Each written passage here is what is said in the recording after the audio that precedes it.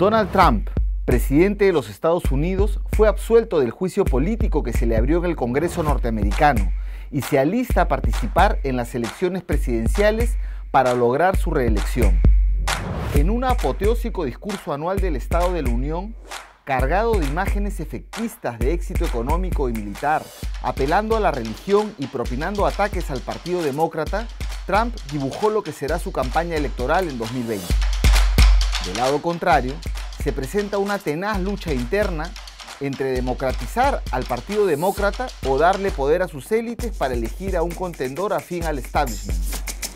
Las elecciones primarias para nominar a quién hará frente a Trump han empezado y el socialista Bernie Sanders parece haber comenzado con buen pie su camino a la candidatura. Pero nada está dicho en una puja bastante reñida, donde compite contra el poder económico y sus medios de comunicación. En todo caso, la sorpresa ha sido la irrupción de un candidato demócrata muy joven, Pete Buttigieg, quien del lado liberal está sumando muchos votos en un escenario bastante fragmentado y dividido a la interna demócrata. ¿Es imparable la reelección de Trump? ¿Qué candidato demócrata le podría dar pelea? En todo caso, ¿qué impacto tendrán estas elecciones en América Latina? Para abordar esto y más, vamos a conversar con el analista internacional Ramiro Escobar, quien asegura que un muro de indignidad ha salvado a Trump y ha dañado la moral y la política norteamericana en relación al juicio político que enfrentó. Ramiro es periodista, escribe en el diario peruano La República y la revista Poder, también para El País de España, entre otros medios, lo que le ha valido diversos premios y reconocimientos. Es profesor universitario y además de la política internacional, sigue con atención el debate ambiental y ecológico.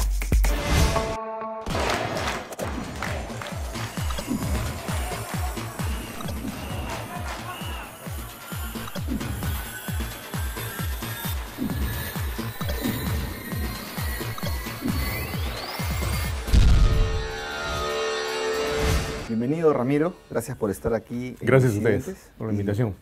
Para conversar de un tema que nos impacta, que tiene que ver con las elecciones en Estados Unidos, el país pues, que ha modelado las democracias modernas en su sistema político. Más o menos ha marcado la cancha, aunque tiene bastantes diferencias, digamos, en torno a un país heterogéneo, ¿no? Así es. Entonces vamos a comenzar por eso, ¿no? Como hay elecciones este año, Trump se ha salvado del impeachment, va a candidatear. Bueno, primero, antes de entrar a los detalles, ¿cómo es el sistema político norteamericano? Tenemos que hay reelección presidencial, tenemos un bipartidismo, ¿no? Tenemos también lo que son unas elecciones indirectas, ¿no? Y las primarias que se desarrollan, que son bastante importantes. Las primarias y bueno, estos dos partidos que son los emblemas, ¿no? Republicano y demócrata. Bueno, mira, lo que ocurre en Estados Unidos es que es un sistema político muy particular, ¿no? Existe el voto popular, pero el voto popular no es exactamente el que define una elección presidencial, sino es el que define la composición de los colegios electorales. Es decir, cuando se crea Estados Unidos, los padres fundadores y en los años posteriores se concibe que para que no haya abuso de poder de parte de estados donde hay más gente o menos gente, es mejor que cada estado tenga un grupo de electores y a ese grupo de electores se le encarga que recoja el voto popular. Entonces cada estado dentro del territorio federal tiene un conjunto de electores que corresponde a más o menos al número de su población. Entonces, por ejemplo, Texas y California son de los estados que tienen más electores. California sobre todo, más de 50, 55 me parece. Texas tiene 34, 35. Entonces, el poder se va definiendo por qué candidato gana en los estados donde hay más electores. Hay algunos que tienen 3 o 4. Entonces, un candidato puede ganar, ¿no? Y la votación popular, como sucedió con Hillary Clinton cuando se enfrentó a Donald Trump, pero Trump ganó en estados clave, captó más electores y al final ganó la presidencia. Lo mismo ocurrió cuando George Bush se enfrentó a Al Gore y hubo un reclamo incluso, claro, en el 2000 hasta el final se llegaron a los tribunales y Al Gore había ganado la elección en términos de votación popular, pero no ganó los estados clave y al final hubo una disputa en Florida que se definió en los tribunales y como le dieron los votos a Bush, eso le hizo ganar. Entonces eso se ha criticado dentro del propio Estados Unidos, se ha criticado alrededor del planeta, pero se mantiene vigente porque se cree que ese sistema es fiel a lo que se pensó al comienzo cuando se empezó a crear Estados Unidos. Es medio indirecto el sistema. Es un voto indirecto, efectivamente. Y también existe la votación primaria. La votación primaria existe en varios países del mundo. ¿Ya? Yo le escuché decir a Rosa Bartra, que ya no está en la escena política, cuando se trató de proponer eso acá. Ex-congresista peruana. La ex-congresista. Qué bueno que no existía en América Latina. Existe en varios países, existe en Argentina, existe en Chile. Lo que pasa es que no es tan sonado porque no se trata pues de países con tanto peso político. Pero cuando se produce la elección o las elecciones primarias en Estados Unidos se entera prácticamente todo el planeta porque sigue siendo la mayor potencia política, ¿no? Y la mayor potencia militar, ya sí es la mayor potencia económica, ya está en discusión ahora, ¿no? Está China, claro. A China y países emergentes, pero esas primarias definen los candidatos de los dos principales partidos, que son el demócrata y el republicano. Ahora, hay bipartidismo, digamos. Sí, hay otros partidos pequeños, pero que no tienen mayor relevancia nacional. En ocasiones ganan algunas alcaldías, ¿no? No tienen representantes en los parlamentos federales, pero no tienen mayor relevancia. Hasta hay un partido comunista en Estados Unidos, ¿no? Pero que es muy pequeño y no tiene marginal política. ¿No? Entonces es marginal, exactamente. Entonces los republicanos y los demócratas son los que realmente disputan el poder. Entonces lo que estamos viendo en este momento son elecciones primarias, tanto en el Partido Demócrata como en el Partido Republicano, pero en el Partido Republicano ya prácticamente la candidatura está definida porque... Claro. El partido que está en el poder normalmente se reelige y ya no hace primarias, ¿no? Claro, Will Weldon, que es el que se enfrenta a Trump, no tiene ninguna posibilidad de ganarle, ¿no? Está definido prácticamente que Trump es el candidato. Y en el caso de los demócratas empezaron con aproximadamente 20 candidatos, ahora quedan cerca de 10, se han ido retirando. Esa profusión de candidatos demócratas revela una suerte de inestabilidad, de agitación al interior del Partido Demócrata, que en cierto modo es una consecuencia del ejercicio del poder de Trump, ¿no? Ha descolocado un poco al Partido Demócrata, ha agitado social y políticamente Estados Unidos y ha provocado este efecto en el territorio de donde debería salir su principal competidor. Vamos a entrar a ese tema a detalle, pero antes, terminando esta parte de entender ese sistema electoral, has descrito la parte indirecta, las primarias, estos dos principales partidos. Y en estos dos principales partidos tienes el republicano, donde esta es digamos, la derecha más ultra, donde está la facción del Tea Party, los grupos cristianos fundamentalistas, los cristianos evangélicos, donde Trump se apoya bastante.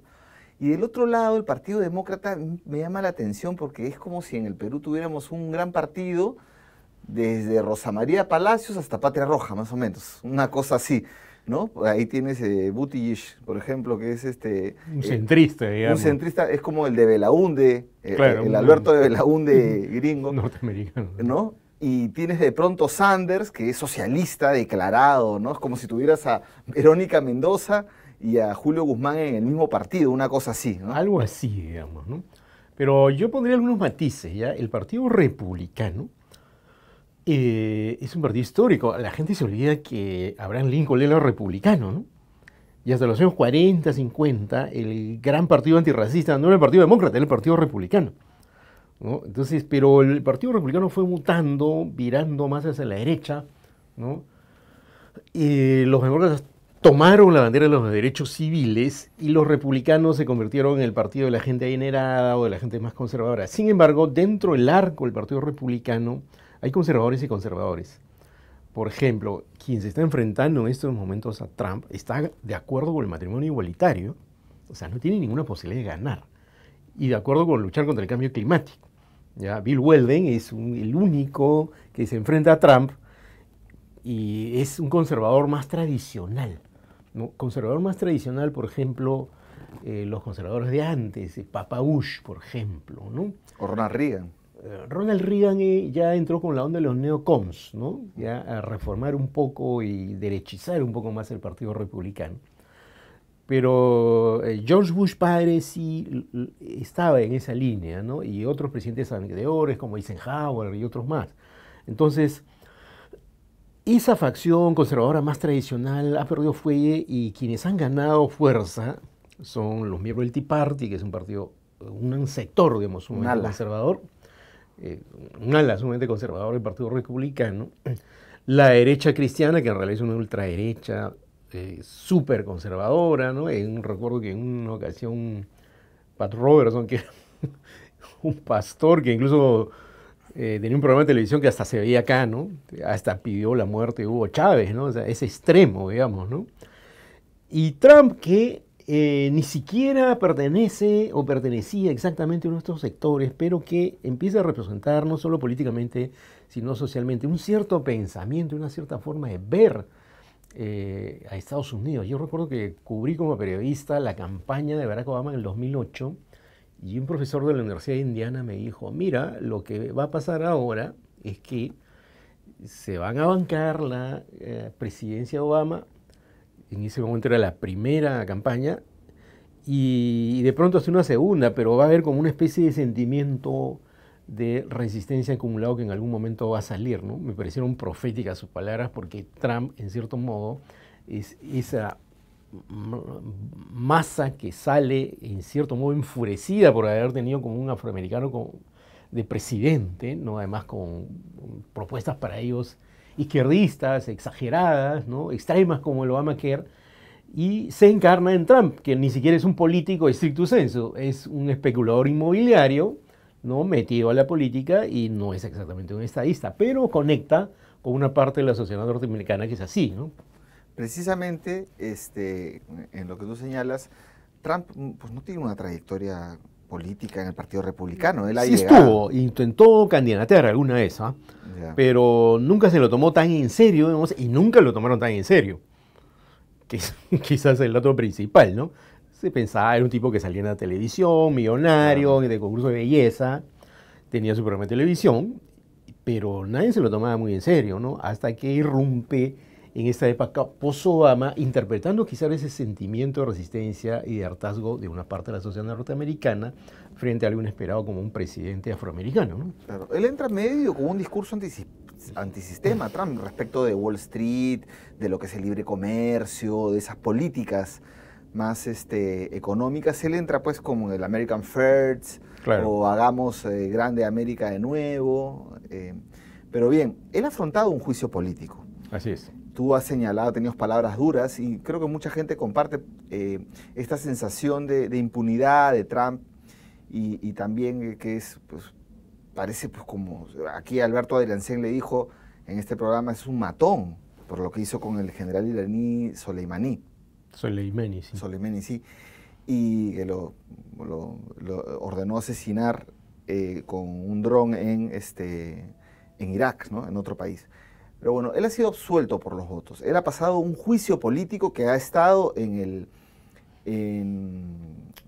la escena. ¿Nos puedes contar un poquito qué pasó en ese juicio político y por qué él es absuelto? ¿Más por los votos? ¿Tú piensas? Bueno, yo lo que escribí en algún momento o dije en una entrevista es que después de ver todo lo que pasó, la mejor manera de llamar a todo ese proceso fue exactamente juicio político.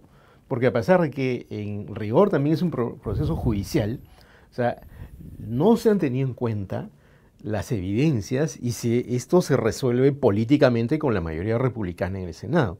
Entonces el adjetivo político es el que más calza con este proceso. Rápidamente le abren a él un proceso de impeachment, ¿no? Que consiste en investigarlo por dos motivos, ¿no? Abuso de poder y obstrucción al Congreso. Así es. ¿Originado dónde? Cuando él hace una llamada telefónica al presidente de Ucrania, Zelensky, y literalmente lo presiona para que impulse dentro de Ucrania un juicio, una investigación fiscal, antes que un juicio, antes del juicio, a el hijo de Joe Biden, Hunter Biden, vicepresidente de Obama y potencial candidato del Partido Demócrata. Claro, está en las primarias. Está en las primarias, exacto.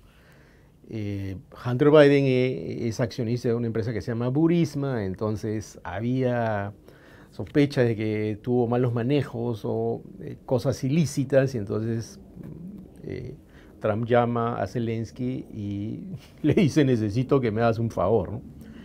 Es tan evidente que algo turbio ocurrió que los propios senadores republicanos, como Lisa Murkowski, una senadora que se pensaba iba a votar contra Trump, llega a decir en un momento, cuando ya se llega al juicio político, porque el impeachment es el proceso de investigación, el juicio político es la escena final donde, en base a las evidencias, hay literalmente un juicio. En el Senado, ¿no? Exacto. Con alguien de la Corte Suprema, además, ahí. Así es, y los fiscales son senadores también, ¿no? Claro. Entonces, Lisa Murkowski, una senadora republicana, que, como te digo, se pensaba que iba a votar contra Trump, llega a decir que esto es escandaloso, pero que no es suficiente como para que sea destituido. Y no fue la única, varios republicanos hablaron en ese sentido. Es algo así, casi como la versión norteamericana de no se cayó, se desplomó, o eso puede ser inmoral, pero no es ilegal. Yeah. Entonces, un senador demócrata dijo algo que quedará para la historia, ¿no? Es decir, me parece que fue Cardiff, dijo algo así como que con esto estamos bajando la valla de lo que va a ser en el futuro un impeachment, ¿no? Como se le está permitiendo al presidente hacer estas cosas y no va a pasar nada, los presidentes posteriores se van a sentir como autorizados a hacer cosas de este tipo. Y las evidencias eran profusas, llamadas telefónicas, testigos. Al final se pretendió que vayan más testigos, entre ellos John Bolton, que había sido asesor de seguridad nacional de Trump, que incluso está escribiendo un libro de... algunos de sus fragmentos fueron adelantados por el New York Times, y que prácticamente pone en evidencia que sí hubo ese tipo de presión diplomática. Que mandó su abogado, incluso Trump, ¿no? Mandó a su Rudy abogado, Giuliani, ¿no? Giuliani, a que haga una suerte de maquinaciones para que se configurara toda una situación en la cual lo que estaba de por medio era ayuda militar a Ucrania y condicionada a que el presidente ucraniano, Zelensky, impulse esta investigación contra Hunter Biden. Entonces debió ser destituido, ¿no? Eso va a quedar para la historia con un episodio cuando menos nebuloso y borroso en la historia del sistema político norteamericano, ¿no?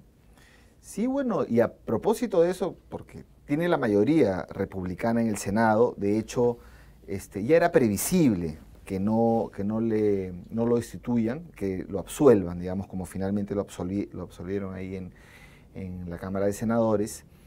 Él, a propósito de eso, lanza también su campaña electoral, porque viene el discurso de la Unión, que ha sido hace poco, y bueno, le gritan, pues, ¿no? 4 more years, 4 años más, separa pues todo el bloque, ves, republicano ahí de los representantes y los senadores, y él hace más que un discurso de la Unión y del Estado de la Unión, invito a todos a que miren el discurso por su calidad de show, ¿no? Es una especie de reality show lo que él hace, ¿no? Con imágenes, con una familia reencontrándose de un soldado, la esposa de un soldado con sus hijitos, después una señora afroamericana que no puede pagar el estudio de su hija, le da una beca ahí mismo, de pronto lo hace, da una condecoración a través de su esposa a una persona que ha luchado contra el cáncer y ha hecho sus aportes también. Y bueno, finalmente lo pone a Guaidó ahí y dice, este es el presidente legítimo de Venezuela y al que vamos a apoyar y casi dice, vamos a derrocar a Maduro, que parecía también un ataque contra Sanders, porque Sanders no reconoce a Guaidó, Bernie Sanders, a quien llama todavía Trump el loco Bernie, ¿no? Porque los llama así, lo llama el loco Bernie, a Joe Biden le llama el dormilón, a Warren, a la candidata Warren le llama Pocahontas, o sea, en realidad es es todo un espectáculo en sí mismo este presidente, ¿no? Lo que pasa es que Trump viene en la televisión, tenía un show él en la televisión, era un showman, ¿no? Supuestamente te enseñaba cómo ganar dinero, en fin, estaba en concurso de belleza. Entonces, hablando si quieres más sociológicamente, estamos entrando, no solo en Estados Unidos, fíjate, en varios países del mundo, en buena parte del planeta, sobre todo en Occidente, ¿no? Con toda la discusión que puede tener la palabra Occidente, estamos entrando en una etapa donde ya no se hace estrictamente política, sino se hace show. No es, acuerde que hubo un Jimmy Morales en Guatemala. Sí, claro, era cómico, ¿no? él, un actor cómico.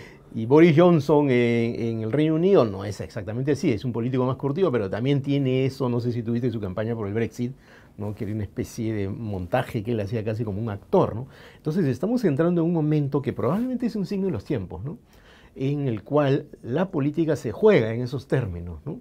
Se juega en términos del espectáculo, se juega en términos de cómo se gana votos, no tanto con propuestas, sino con lo que podríamos llamar fuegos artificiales digitales incluso, Claro. o sobre todo, ¿no? Todos estos montajes que se hacen en las campañas, como el que hizo Trump.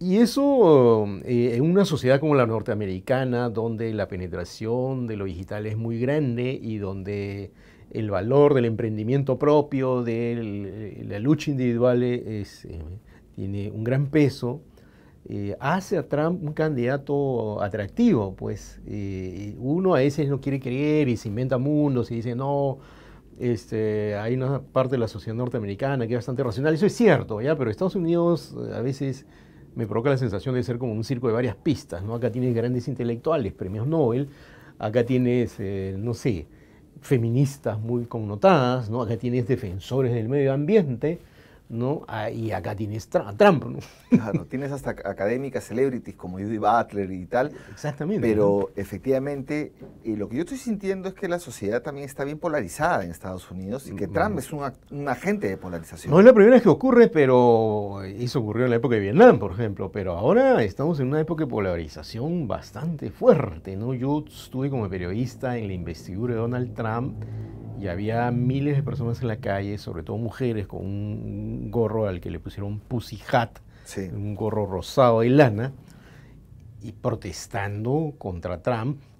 Y él además inventa una serie de cosas. Creo que el New York Times o el Washington Post tienen la contabilidad de sus mentiras, ¿no? Que pasan los cientos, ¿no? Si no miles.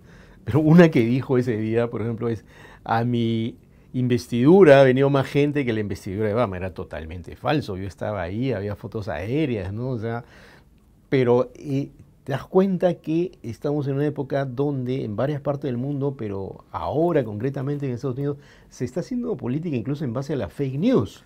La posverdad también, como se La habla. posverdad, ¿no? Acuérdate del caso de Cambridge Analytica, esta empresa que prácticamente secuestra o roba las cuentas de millones de personas vinculadas a Facebook para promover la campaña de Trump, la campaña del Brexit.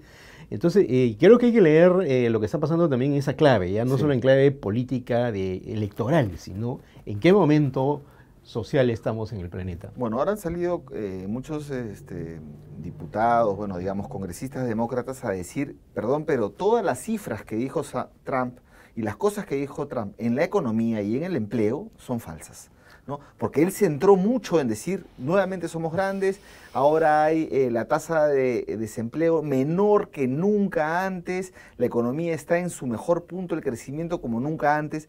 Son cosas que dicen y que calan, ¿no? Que llegan a la persona, y desmentirlo, pues, es menos efectivo que decir la mentira. ¿Tú crees que se reelige Trump? Bueno, yo creo que tiene posibilidades, ¿no? Posibilidades por dos razones, ¿no? O varias, pero voy a señalar un par, ¿no? Una es porque para buena parte de la sociedad norteamericana es un candidato interesante, aunque estas cifras sean discutibles. Hay gente que sí se ha sentido reivindicada por él en cuanto a la defensa de Estados Unidos, ¿no? A la defensa de la patria, que algo que es muy, muy intenso en Estados Unidos en términos económicos incluso. Y porque sí hay una mejora en la economía que puede ser discutible, pero hay personas que sienten que su economía ha mejorado, ¿no? Ha mejorado. O sea, eso, digamos, si bien se pueden discutir las cifras, sí hay cierto consenso de que hay mejores económicas que le está levantando para volver a lanzarse, ¿no? Y también porque hay un tipo de pensamiento de ese corte, ¿no? Trump es una mezcla extraña de político o personaje conservador, por un lado, pero por otro lado disoluto, tiene problemas con las mujeres, es un personaje contradictorio, ¿no? Michael Wolff, que es el autor de Fuego y Furia, este libro que cuenta las interioridades de la Casa Blanca en esa época, tiene otro libro que se llama Asedio. En ese libro hay una parte en que dice, no se trata solo de que Trump sea un político fuera de lo común, sino que es un ser humano fuera de lo común. Por supuesto no lo dice en el sentido, incluso la palabra que utiliza no es un político cualquiera, sino que no es un ser humano cualquiera. Es un tipo sumamente egocéntrico, es un tipo que constantemente o hincha cifras o falta la verdad o inventa cosas, ¿no? Hay un episodio que es muy gracioso porque supuestamente es una de las tantas mentiras contabilizadas creo que por Washington Post, que dice que le habría propiciado un acercamiento entre India y Pakistán, y resulta que hay unos periodistas llaman a funcionarios del gobierno y dicen que acá no ha habido nada de eso. Entonces, ¿Qué le parece a este acuerdo que hay entre Palestina e Israel que ha promovido la semana pasada sin Palestina? Solo es con increíble, Israel, ¿no? Pero bueno, hay muchas personas en Estados Unidos que piensan y actúan de ese modo, ¿no? Entonces no hay que extrañarse demasiado tampoco, ¿no?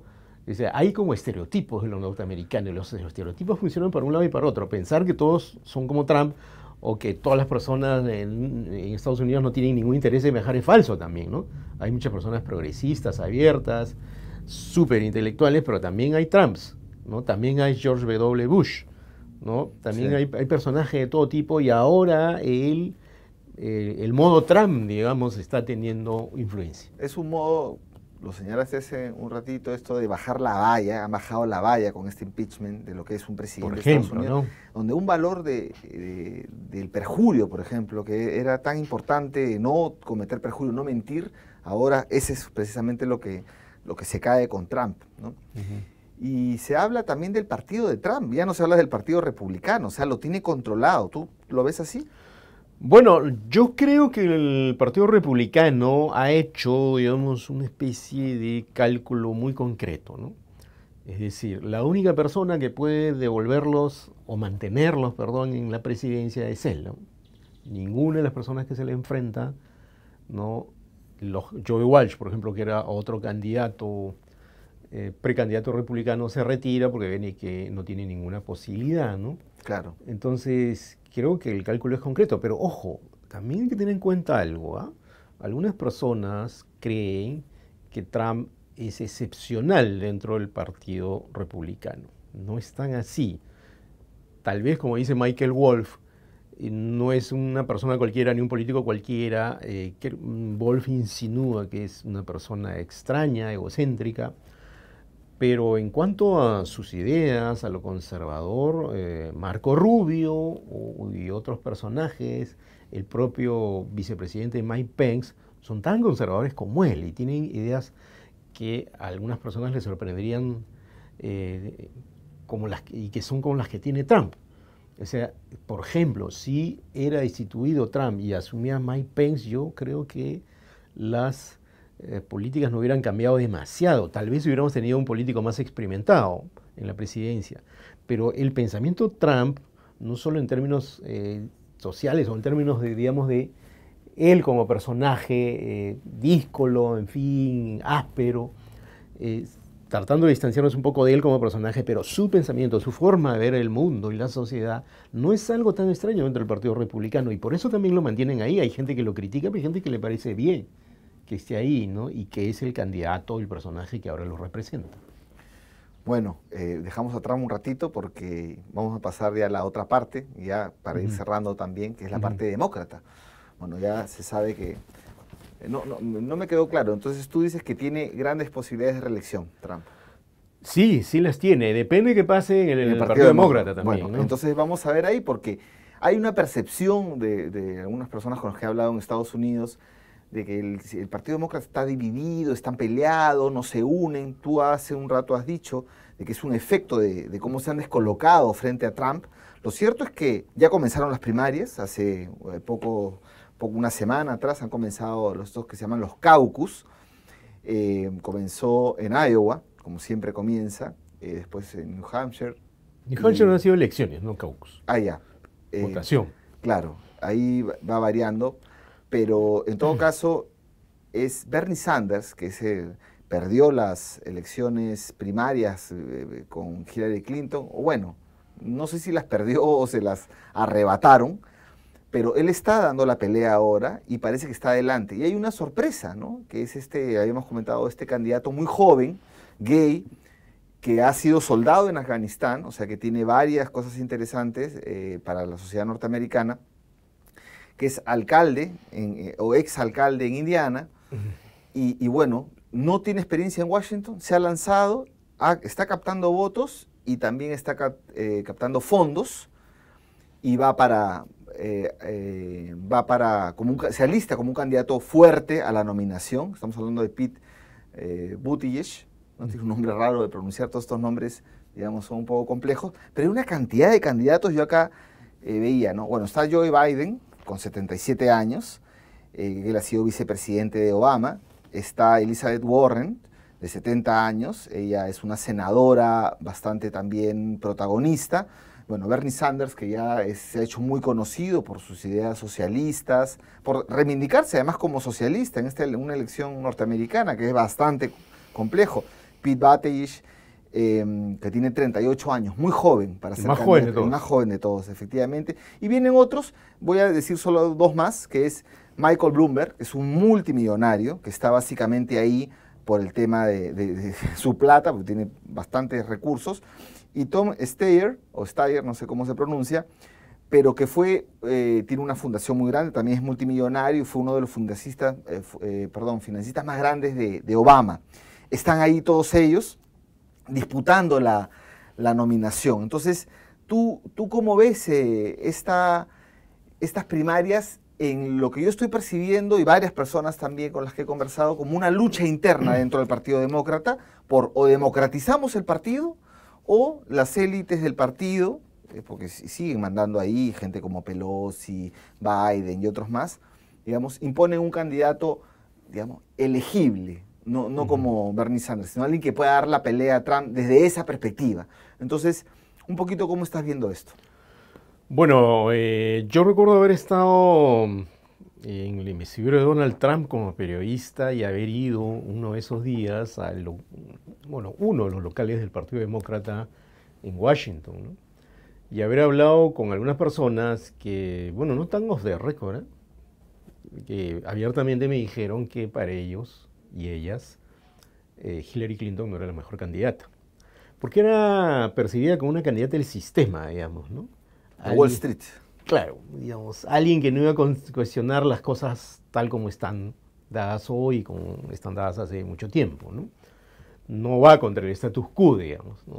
Pero que bueno, se vieron forzados o forzadas a votar por ella, y en algunos casos alguna gente me contó: yo no fui a votar, ¿no? Y hubiera preferido otro, ¿no? Entonces, hay esa lucha dentro del Partido Demócrata que viene de años atrás, ojo, no ha empezado con Trump, ¿no? Es una pugna que tiene ya varios años, pero que cuando llega Obama a candidatear y luego a ganar la presidencia 2 veces, tiene como un paréntesis, porque Obama es un candidato que produce dos efectos, ¿no? El consenso dentro del Partido Demócrata, pero además una gran movilización social que es vista con buenos ojos por los demócratas, porque no solo los hace ganar, sino que también siente que lo reconecta con la sociedad. Pero cuando llega Trump, hay una agitación expresada en esas enormes manifestaciones que yo vi cuando él fue investido. Yo creo que un tipo que se desnudó en la calle para protestar, ¿no? En una avenida de Washington, ¿no? Y las ideas y la práctica de Trump y los modales de Trump han alentado, ¿no?, una rebelión social, una reacción social contra esa forma de hacer política. Y entonces tienes que en la última elección para la Cámara de Representantes, los demócratas ganan. Claro. Y entran personajes como Roxana Ocasio-Cortez y otras congresistas más, ¿no? Que ahora apoyan bastante a Bernie Sanders, ¿no? Que proponen cosas como el New Green Deal, ¿no? Claro. ¿no? Una especie de pacto por el medio ambiente, ¿no? Que cuestionan abierta y frontalmente a Trump y que se lee esto como que es la esquina más izquierdista del Partido Demócrata que se ha activado. En realidad siempre estuvo ahí, ¿eh? Pero en una situación de este tipo, así como Trump de alguna manera representa los sectores, digamos, más derechistas del Partido Republicano, luego de la elección de un afroamericano considerado progresista, con toda la discusión que eso puede tener, pero para los ojos de los republicanos lo era. ¿No? Yo recuerdo haber estado en San Diego, haber visto a personas, en una manifestación de Obama, ¿no? A personas acusando a Obama de abortista, etcétera, ¿no? Entonces, para muchos era un comunista incluso. Entonces, así como ese efecto provoca un Trump provoca en el Partido Demócrata y en alguna parte de la sociedad norteamericana esta suerte de izquierdización. Pero hay que poner pinzas acá, ¿no? Ser izquierdista o socialista en Estados Unidos no es lo mismo que serlo en América Latina. Hay una gran diferencia. Bernie Sanders, el otro día vi en CNN un debate y un señor republicano llamaba a Bernie Sanders algo así como devoto del socialismo del siglo XXI. Eso es un absurdo, ¿no? Bernie Sanders ha llamado tirano despiadado a Nicolás Maduro, ¿no? Lo que pasa es que para ojos norteamericanos, alguien que propone que el Estado pague las deudas de los universitarios o que tenga un seguro universal pagado por el Estado, un seguro de salud, ¿no? Es comunismo. Es un comunista, ¿no? Entonces, pero no, él sería casi como un socialdemócrata noruego o danés, ¿no? Entonces, pero es visto como el que representa eso, y eso puede actuar en contra de Bernie Sanders a pesar que está ganando, porque se van a levantar ahí los fantasmas, ¿no? Está peleando contra el poder económico también, ¿no? Dentro del Partido Demócrata. Claro, y además él no cuenta con ese apoyo, más bien cuenta con el apoyo de la gente. Pero ojo, Obama también jugó así, aunque al final, no tan al final, digamos, ya cuando se dieron cuenta que agarró viada, el poder económico también lo ayudó. Ya, Pete Buttigieg más bien es un candidato que no es solo, digamos, un antisistema político, o mejor dicho, es más un antisistema social que un antisistema político, visto con los ojos norteamericanos. O sea, es decir, Sanders es visto como un antisistema político, un socialista, un comunista. Buttigieg no, es más o menos un centrista, pero es gay, es homosexual, lo que, por supuesto, podría causar también reacciones furibundas en la sociedad norteamericana.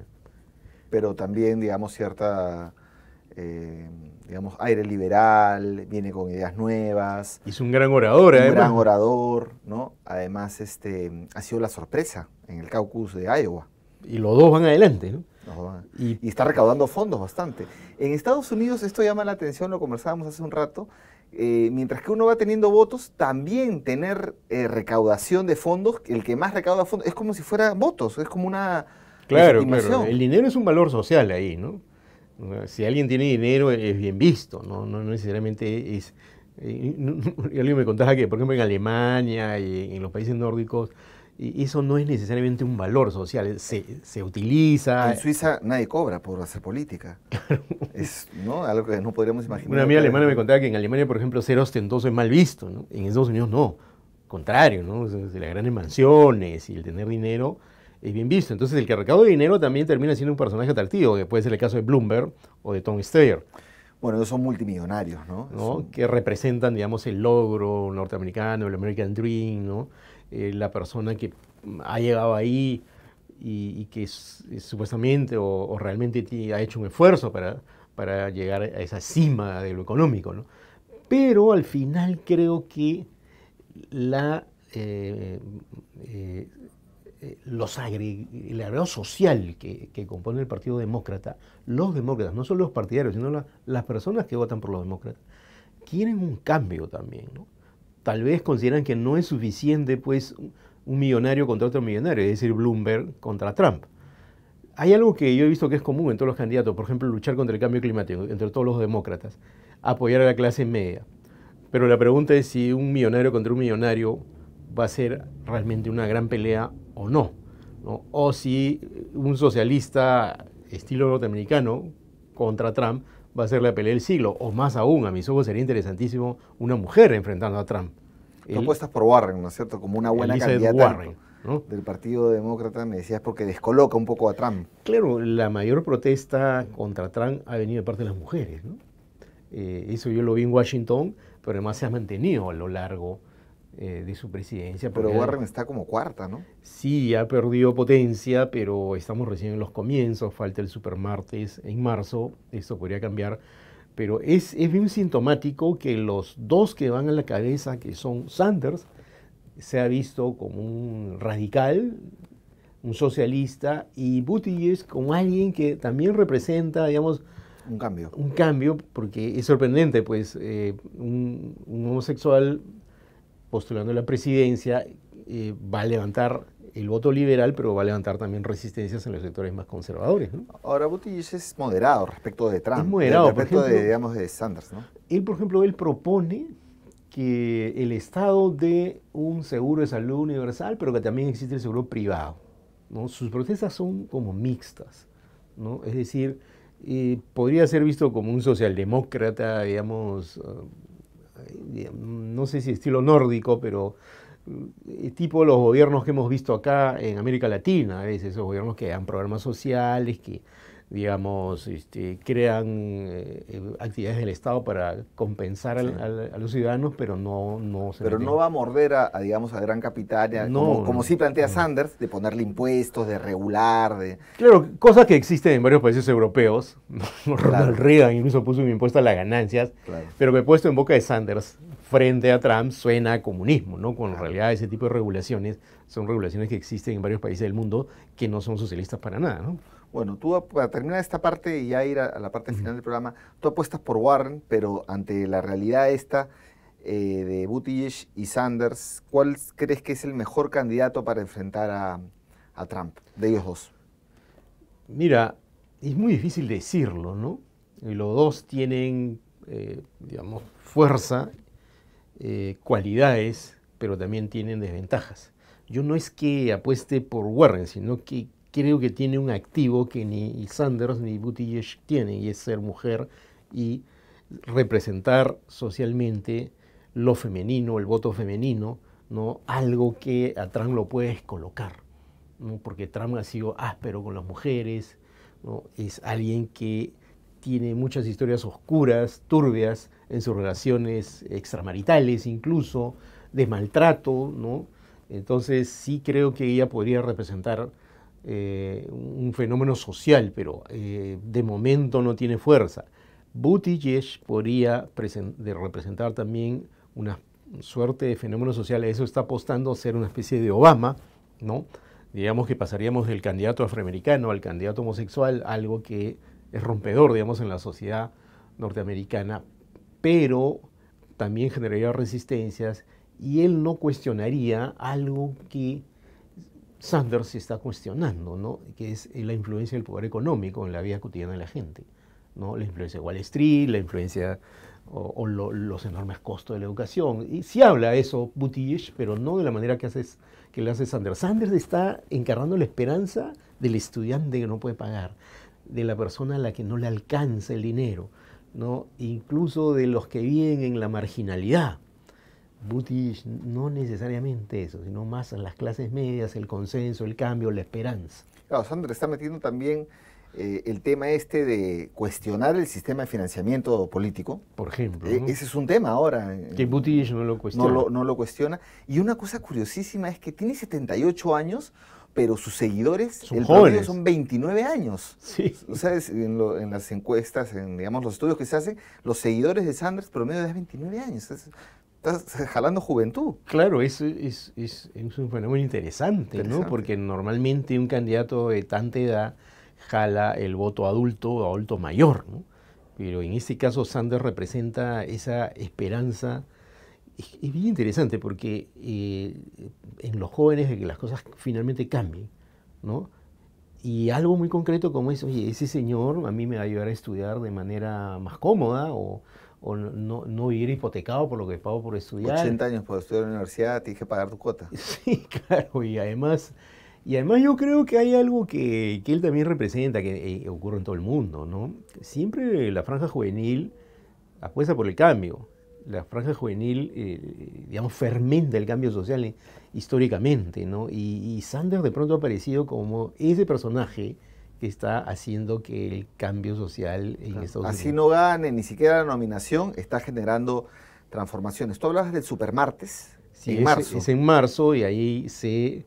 Es delegados, ¿no? Se realizan elecciones en varios estados. Ah, ya. Y entonces se consigue una cantidad de delegados que ya te puede decir más o menos quién va a ser el nominado. Quién va a ser el nominado, ¿no? Ya. Eso va a ser, digamos, el gran momento en el cual se va a ver si es Buttigieg, Sanders, si Warren recupera oxígeno, de pronto aparece Bloomberg, claro, ¿no? Con una campaña millonaria, ¿no? O Tom Steyer, ¿no? Y creo que Trump va a estar ahí para burlarse, ¿no? Porque eso es lo que está haciendo en todo este tiempo. Le pone chapas a todos, le pone apodos a todos. Bueno, para terminar, el tema del impacto en América Latina, ¿no? En el discurso de la Unión, Trump, bueno, tocó el tema Venezuela, pero comenzó también con el tema migrante. Acá ningún sistema de salud para los migrantes ilegales está construyendo el muro, porque lo está haciendo. O sea, sus promesas de campaña, digamos, respecto del muro, la va a cumplir, porque ha pedido más plata, el muro se está construyendo, y lo de migración me huele que es mensaje para América Latina, ¿no? Ha habido una movilización desde Honduras, que ha llegado a la frontera con Estados Unidos, y él coloca ese tema para América Latina, también le manda el mensaje a Sanders. En todo caso, ¿cómo nos impacta? Bueno, en general yo más de una vez he dicho que si tú te imaginas el escritorio del presidente norteamericano en el Salón Oval y, bueno, ahora ya casi todo es digital, pero imaginando que tenga todavía files ahí metidos en los cajones, América Latina debe estar en el file, en el tercer cajón de la mano derecha, digamos, no es una ¿Todavía? gran prioridad necesariamente porque la cabeza de los presidentes norteamericanos está en Oriente Medio, está en Europa, está en Rusia. No es que no les importe, pero digamos está enfocado en temas más específicos, Venezuela, Cuba, la migración, ¿no? Creo que Trump quiere probablemente pasar a la historia como el que acabó con la dictadura de Maduro, ¿no? O como el que contuvo la migración para beneplácito de los norteamericanos que la ven como una amenaza, ¿no? Entonces, esos temas le interesan. Creo que Sanders, digamos, si hipotéticamente llegara a la presidencia, sí sería una persona más abierta a América Latina. Probablemente Warren también. Buttigieg, tengo más dudas sobre eso. Pero en general, esos temas que a Trump le interesa son los temas que tienen en general más interés para la clase política norteamericana. También lo económico, ¿no? Los demócratas cuando han estado en el poder han tenido, digamos, alguna cercanía mayor con América Latina, ¿no?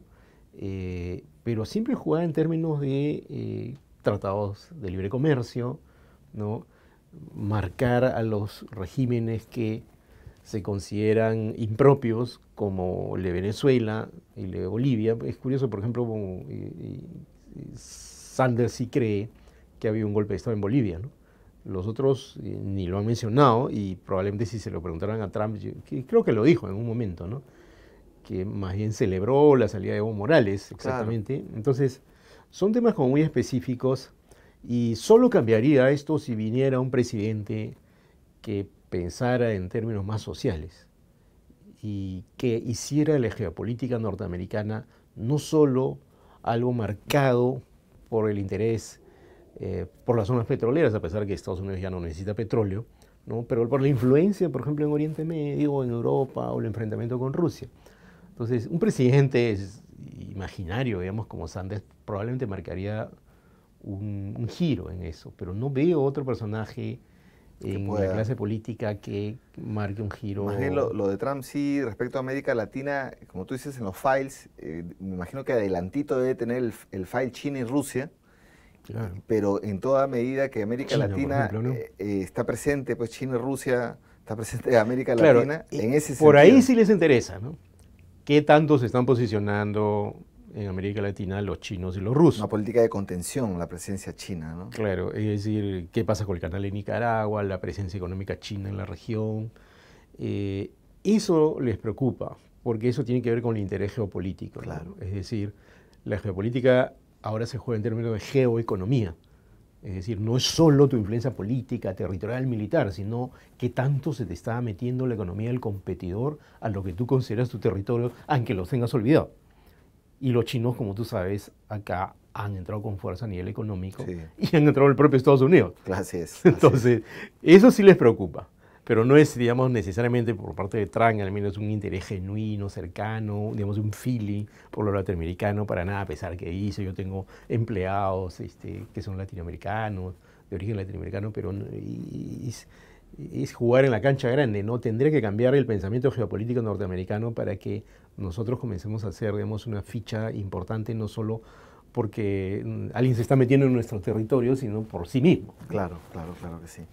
Bueno, Ramiro, quedan muchos temas. En realidad hemos hecho un programa, todavía falta mucho para que en el desarrollo de las elecciones norteamericanas, pero hemos hecho un primer mapeo para todo el público que sigue Disidentes. Yo te agradezco mucho. Gracias por la invitación. Y bueno, seguiremos conversando sobre este tema que tiene bastante pan por rebanar. Cómo no, gracias por la invitación y será un gusto estar nuevamente con ustedes.